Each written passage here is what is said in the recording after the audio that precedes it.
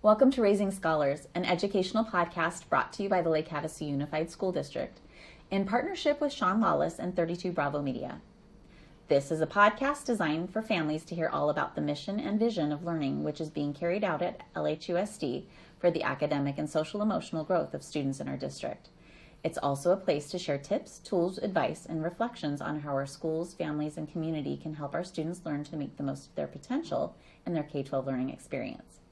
We're so excited to be bringing you conversation on a variety of topics from educators, parents, administrators, alumni, and even students across our district.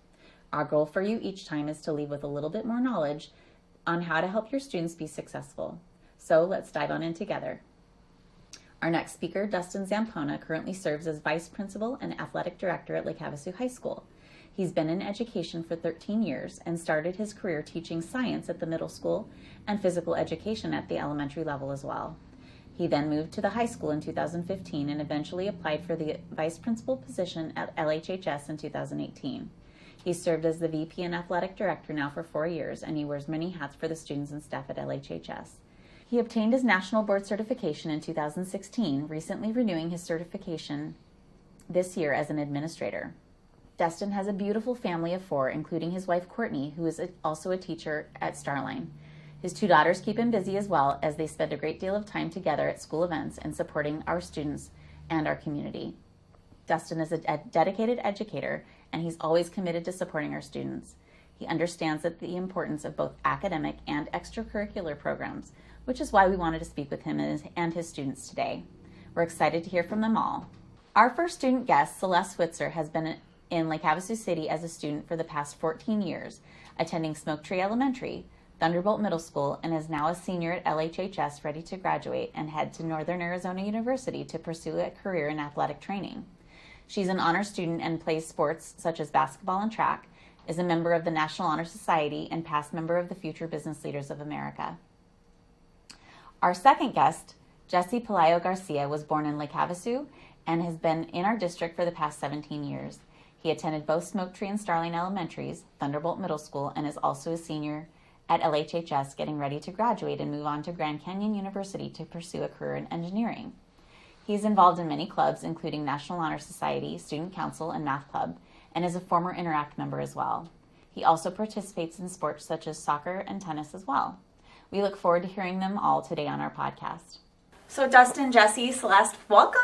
Thank you for having us. Yeah, I'm so excited that you guys are here to talk today about our Raising Scholars podcast. I really was excited to bring you here today because our topic today is really about how extracurricular activities can support student learning. And we really wanted to talk to students, and with you being athletic director and the vice principal at the high school, it was important for me to get your guys' perspective. Yeah, absolutely. Okay, so you guys ready to dive on in? Yes. Okay. All right, Mr. Zampogna, Dustin, I'm going to go ahead and start with you. I want you to tell us a little bit about your background in education and how did you become the athletic director at the high school? Sure. So I went to Canisius College in Buffalo, New York. So born and raised in Buffalo, then had the opportunity to move out here. Taught phys ed for a while, and the athletic director role opened up. So took advantage of that. And then sorry, what was the second part of the question? Oh, just how, like, your background in education. Okay. So, yeah, I have my master's in phys ed and health, then got my second graduate degree in educational leadership, and then went and got my National Board Certification. Well, and congratulations on that, because you just renewed that, right? I did. That's fantastic. That's a big deal, and especially as an administrator to renew, that's amazing. So thank you for your dedication to the district and to the kids. Thank you, yeah. Absolutely. So with you in the athletic director role, I think your perspective is pretty important because you work directly with the kids. You've been a coach, right? Yep. You've been a teacher. You've had all of those roles. I have. So as we move on into this topic, it's going to be important to get your perspective. And for you guys, Jesse, Celeste, both of you, I know, have an extensive background in both clubs, sports, and you're very strong students as well. So that's a hard feat to pull off, right? All of those things all at the same time. So I really am looking to hear from you today about like your background as well. So I'm going to start with you, Jesse. Jesse, how long have you been in Lake Havasu, and did you grow up here? How long have you been in the district? Yes, I grew up here all my life, but most of it at least. I spent 1 year in Colorado. But I spent my whole life here, like playing all like the soccer leagues, the recreational leagues, Okay. and kind of just like built like my love for that sport. And then recently this year, I picked up tennis, so that's where I am now. That's fantastic. Okay, and so you've gone to which elementary school did you go to again? So I went to Smoke Tree for Okay. a bit, went to Colorado, came back, went to Starland. Okay, so you went to 2 of our elementary schools, and then Thunderbolt too, I'm guessing. Okay, and then in high school you play club. You're in clubs and sports, correct? Yes. Okay, can you give us some examples of some of the things that you're involved in? So for sports, I'm in soccer and tennis, and then for clubs, I'm in National Art Society, Okay. I'm in Student Council, I'm in Freshman Mentors Club, and I'm also in Math Club, and I'm also an active member of Interact. So you're a pretty busy kiddo, A little bit. right? And you're almost out of high school. You're almost already on to college because you're a senior this year. Is that right? Yes. Okay. Celeste, you're a senior too, right? Yep. So give us a little bit of your background too for the parents that are listening. Did you grow up here? No, I was born in Palmdale, and then when I was 3, we moved out here. Okay. And I went to Smoke Tree for elementary school, then went to Thunderbolt, and now I'm here. For sports and clubs, I've done cross country, basketball, and track Okay. all throughout high school. And then for clubs, I've done the Future Business Leaders of America. Okay. I'm in National Honor Society. Okay. So you're both in National Honor Society. Yes. Okay. So did you do youth sports as well? Yeah. Okay. I played youth soccer and then basketball as well. And I think we were on a rec team together before. Oh, that's fantastic. That's cool. So I like listening to you. It sounds like you really love sports, right? Yes. And did you get into clubs at Thunderbolt level too, or did you wait till high school to get involved with your clubs? Yeah, so I was invited to do National Junior Art Society, so I was in that, and then I did Interact for like a bit. Okay, in middle school? Yes. Okay, what about you, Celeste? I was also in National Juniors Honor Society as well. Okay, well, great. Congratulations, because that's a really big honor as well, and because making sure that you're keeping up your academics while you're doing sports is a pretty big feat as well. So we're going to dive a little bit on into the questions because I really want the parents to be able to hear from you. What kind of activities do students get to participate in at LHHS? You just gave us some examples of things that you're involved with, but Mr. Zampogna, can you tell us about like how many clubs are there at the high school? Yeah, so we have right around 40 clubs that we offer currently. Okay. Which is, I mean, there's a club for everyone. That's what we say. There's literally a club for That's everyone. probably true. And then, I mean, for sports, we're always expanding. For most of our sports, we have 3 different levels. Okay. Between freshman, JV, and varsity. So there's an opportunity for almost all of our kids to participate in one way or the other. Okay, and so just to kind of help me recap in case there's parents that don't know. So we have soccer. Yep. Volleyball. Yep. Soccer, volleyball, football, wrestling, track, cross country, spirit line, tennis. I mean, it goes on and On and on and on. Yep. So, and if parents are interested in getting their kids in activities at the high school, how do they get involved? So the first way is just through communication. We have a Facebook page that people can follow and get on to, contact our athletic office. Okay.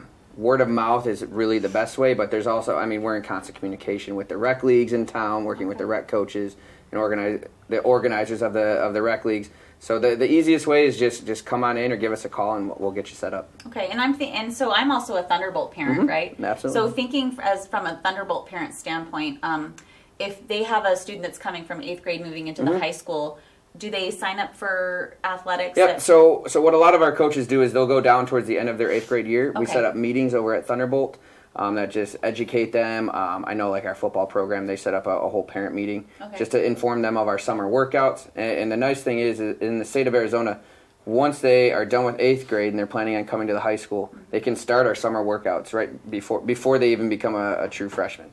So that summer going into the high school year. So is that only for like football? Is there a specific... For any sport, yep. Okay, and who coaches that? So a lot of our coaches are there. We have open weight rooms. Oh. But if you're looking for a specific sport, then get a hold of us or the coach, and then they'll give you the specific schedule. And I didn't know that. Yep, so that's yep. amazing. We run summer workouts. You just told me like something 4 I days didn't a know. week. Yep, 4 days a week from almost 4 o'clock until 9 o'clock at night. The weight rooms and the facilities are open for our kids. That's fantastic. Yep. Well, It's actually really helpful. I've done it the last 2 years, and it helps me like with a lot of the training over the summer, getting ready for all my sports. to keep conditioned. Yeah. And what's nice, too, is like our freshmen that come in, some of them are worried. They're not sure what to expect. So it's a good opportunity Sure. for them to get to know the campus and our coaches and some other students that they may have not known prior. Sure.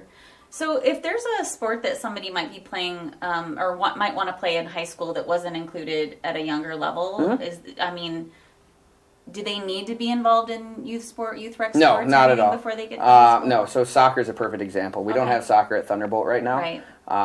So we have a lot of kids that are unsure whether to try out or not, but the worst thing you can do is not try out. Right. I mean, so no prior skill, I should say, for sports is necessary. I encourage everyone to try out. Okay. Absolutely.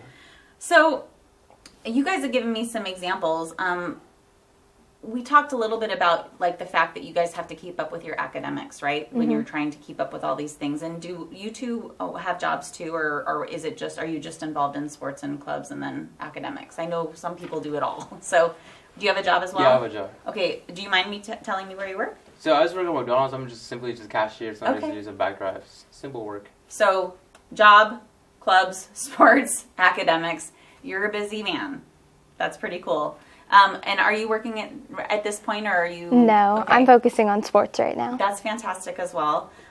So thinking about the academic requirements, the question that I wanted to ask you guys is, Mr. Zampogna, I'm going to start with you. What kind of academic requirements are they asked to keep in order to be Sure. able to play? So every athlete has to have a passing grade in every class. So if Okay. they have an F, they cannot participate, and it's checked every week. So the eligibility report goes out on Friday. If they're still on that list as failing a class, they do not get to participate in sports that week, in games that So week. it's not, so D is okay. D is okay. Okay. Yep. I wasn't sure what the cutoff Yep, was. yep, a D is okay. Okay. And then, are there supports for kids who struggle with academics? Because, like, I always think to myself, extracurricular activities have so much value, and sometimes kids do struggle with academics, but they are really motivated in something else in their lives. So, what kind of supports do you guys have for kids who might struggle? So just regular supports before and after school. We have office hours that our teachers provide. Okay. But what a lot of our coaches do is they provide an additional resource. Like I know our wrestling program, they provide an opportunity for during practice, because they have a later practice, they can come in, coaches will be there, they can work on their schoolwork then, they can ask for additional help. So as a whole, we have before school, after school office hours for our students, and then each coach and each program does something a little bit different. Okay. If a student starts to fall in their grades and they're worried about keeping it up, so the first thing you would tell them to do is go to their teacher? Absolutely. And Yep. I know across the district we have things like intervention, right? Is there intervention at the high school, or is it more like tutoring? It's more like tutoring at the Okay. high school, and we remind our athletes that they're student athletes, so they're students first. Right. So they have to make sure that they Of course. take care of their grades and their academics first before Which they is can the participate. same with college, right? Yep, absolutely. Absolutely. Yep, they have It's to have kinda passing setting you grades in up for college. that. Okay.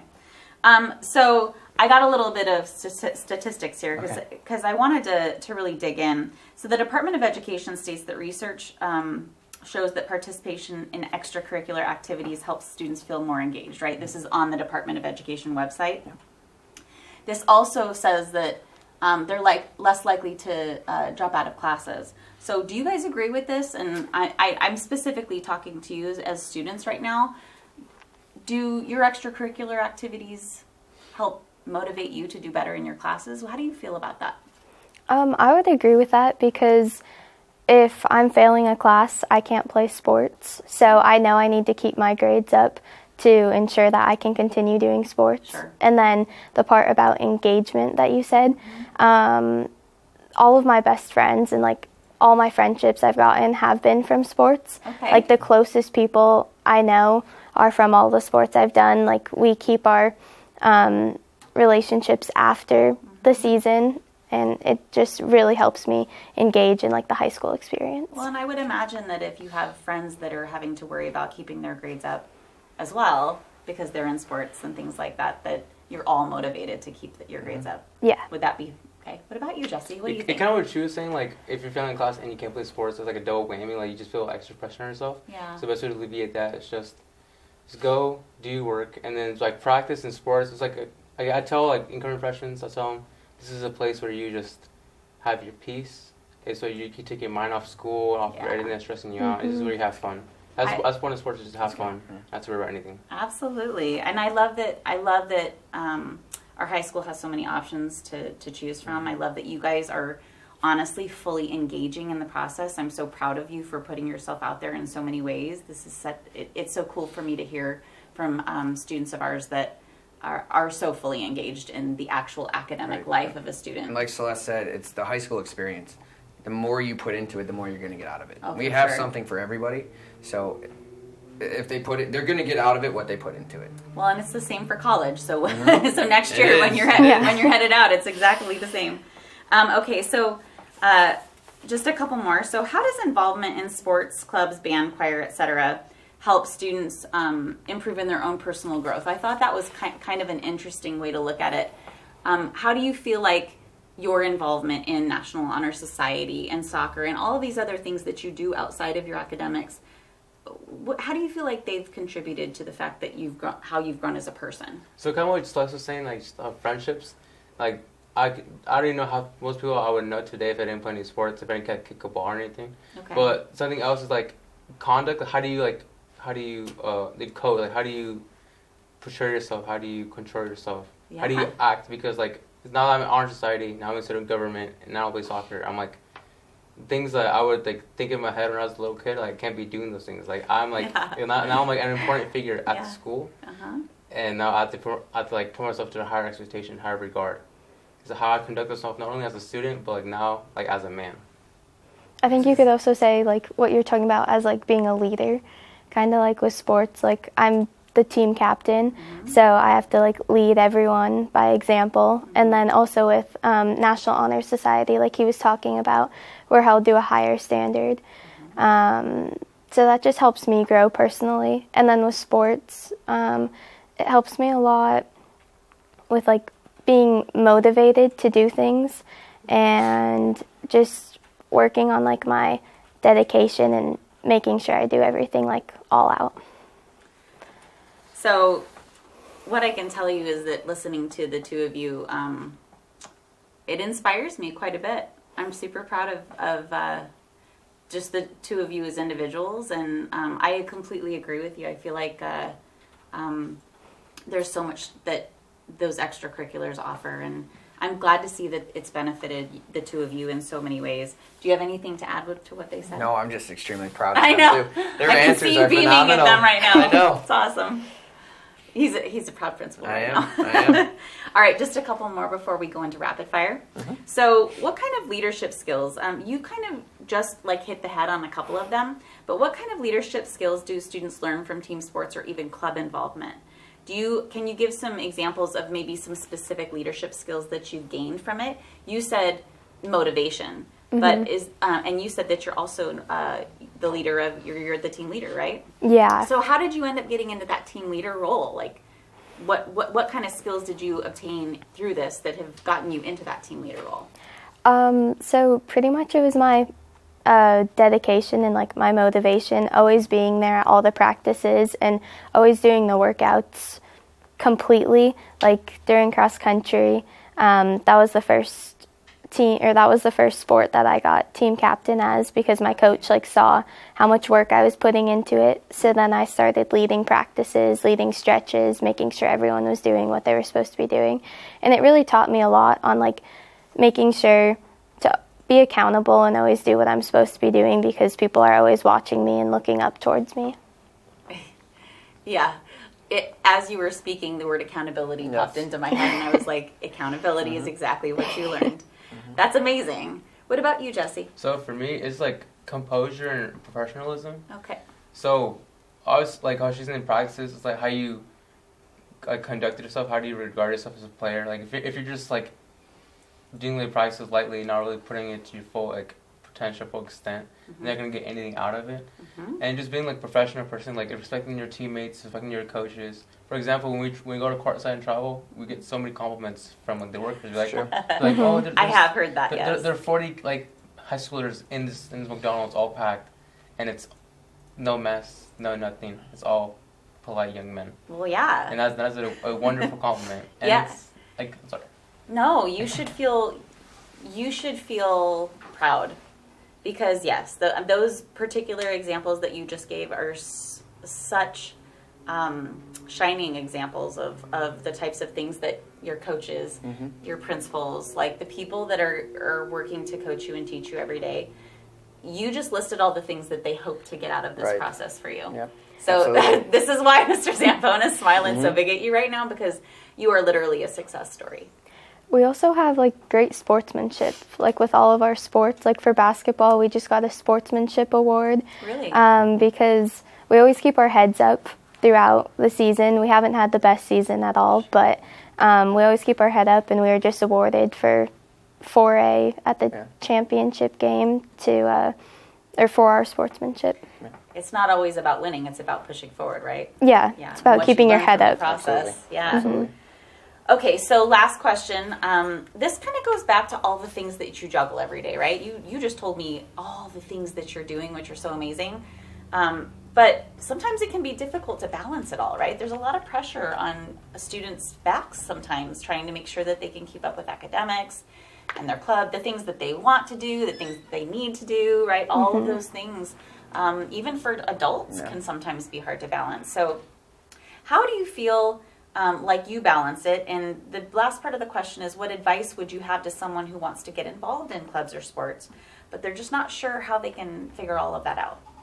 What would you say, Jesse? So for me, like last year, I was really debating about even joining student government. Okay. But it's just like that little voice in your head tells you gotta do it, because you're gonna miss every shot if you don't take it. Yeah. And so if you just don't put yourself out there, don't try, then you're not gonna get it. It's like as Zampogna says, there's something for everyone. Yeah. There has to be a club or sport for everyone. If you don't go out and do it, no one's gonna hand it to you. No one's gonna just give it to you like nothing. For sure. Celeste? I would agree with that. I would say just try whatever you're interested in. Like, you'll never know if you like it or not until you try it. And you don't want to go through high school just doing the bare minimum, because that gets very boring. If you're just doing, like, if I wasn't doing sports, I wouldn't have 90% of the friends that I have today.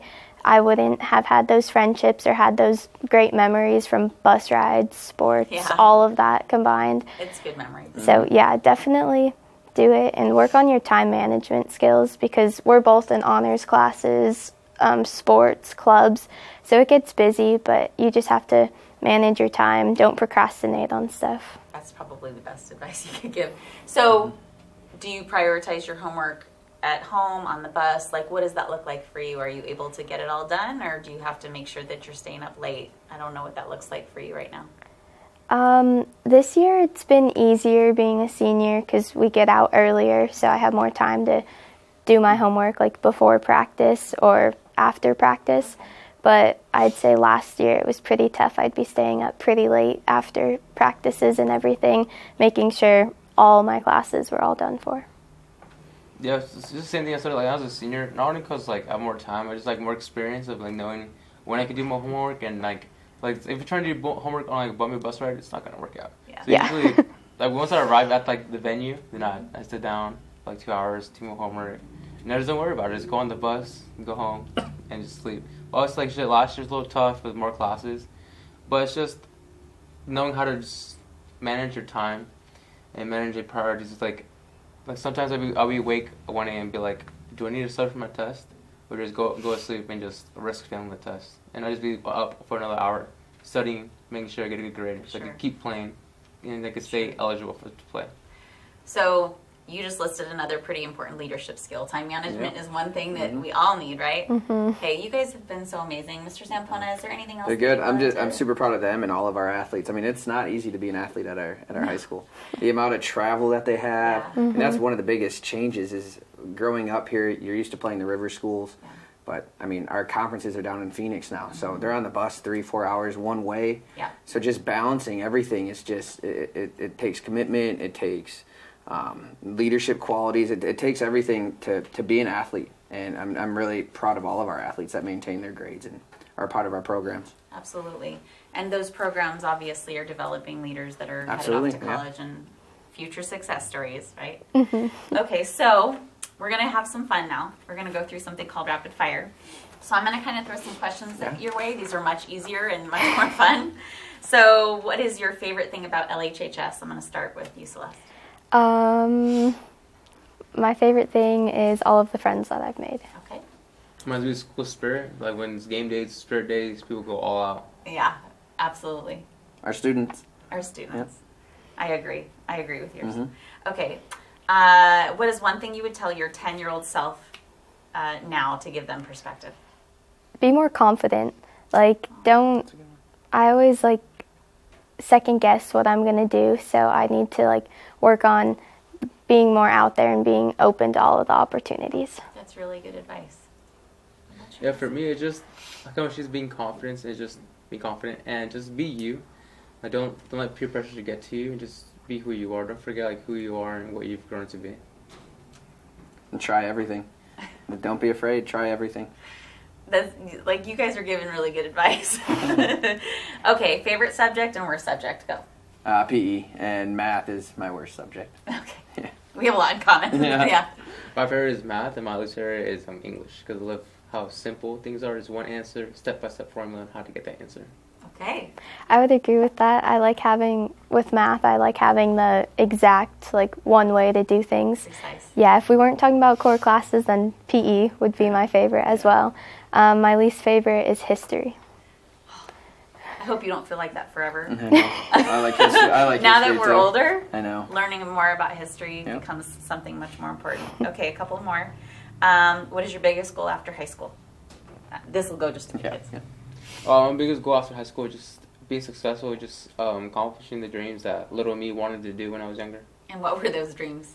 Just going to college, getting a degree, just be rich. Because you're going to school for... So I'm going to GCU for engineering. Yeah. And, yeah, that's a pretty big goal. That's pretty amazing. I just want to just go there, just like get some money and support my parents for what they give me. I want to give back to what they've sacrificed for me. Even though playing sports, it's a lot. Like Zampogna was saying, like just those bus rides, and then plus because I play club soccer, it's like every weekend I'm traveling Phoenix there and back, and it's so much time, so much money, and I'm just thankful for what they've given me. Well, I'm proud of you. Celeste? After high school, I'm going to go off to NAU and join their athletic training program and then minor in business. So I've always wanted to have my own like athletic training like facility or like a sports facility or something. So I'm hoping I could be successful in that. That's amazing. I'm an NAU alumni, so go. Yay! Okay, and the last one is, I'm going to start with you. It's just your favorite book that you've ever read. Oh, gosh.